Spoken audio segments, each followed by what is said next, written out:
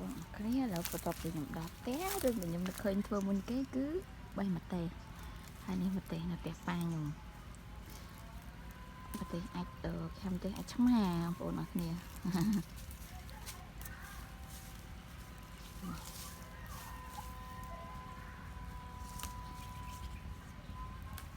ឡូវគឺខ្ញុំ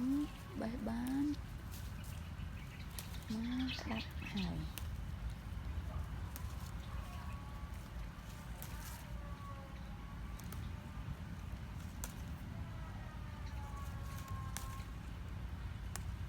នេះបងប្អូនអរគ្នា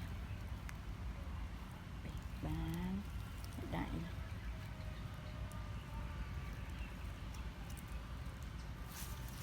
បរិយាកាសខ្ញុំខ້ອຍចាស់ប៉ា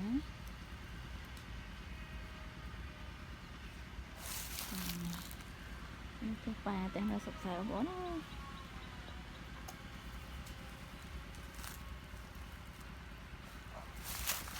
មានដើមក្រូចឆ្មា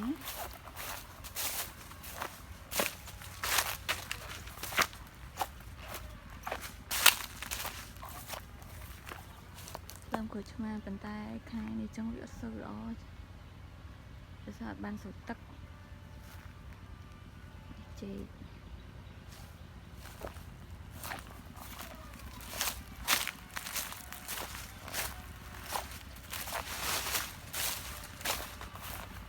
ដើមត្រាវអូយល្អត្រាវ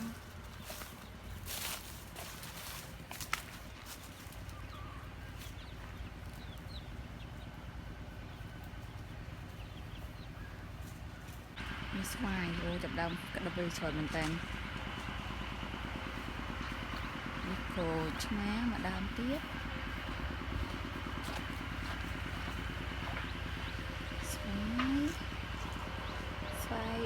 ស្វាយប៉ោម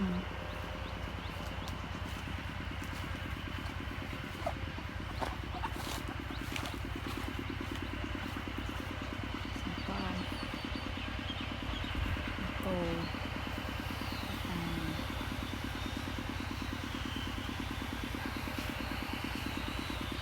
ឥឡូវខ្ញុំទុកបេះស្វាយកាល់មៀតបងប្អូនដើមវាពីជំនវាត្រង់ពេលហើយវានេះអាលំដើមដេកចឹងបងប្អូនគោប៉ាខ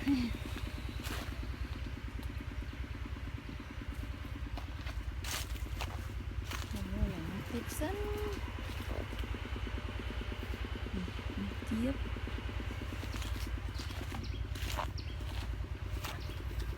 អូអត់ដល់ឡើងបាត់ដល់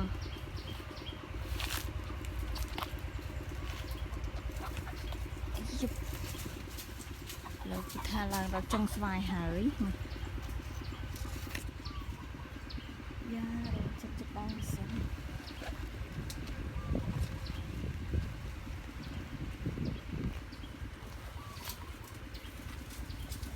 អូបងប្អូនបែបបានមួយហើយនេះអូខេល្អណាស់ស្វាយធម្មជាតិ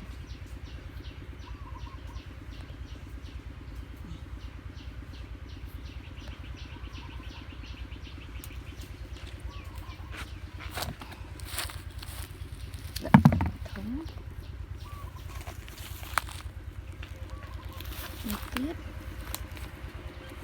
អេ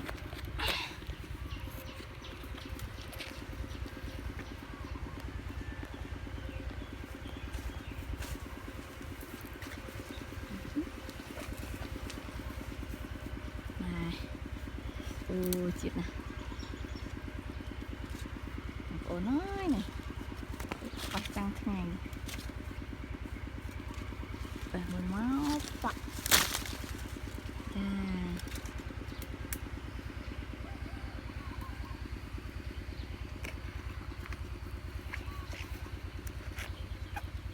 ខ្ញុំបេះបានតែពីរទេ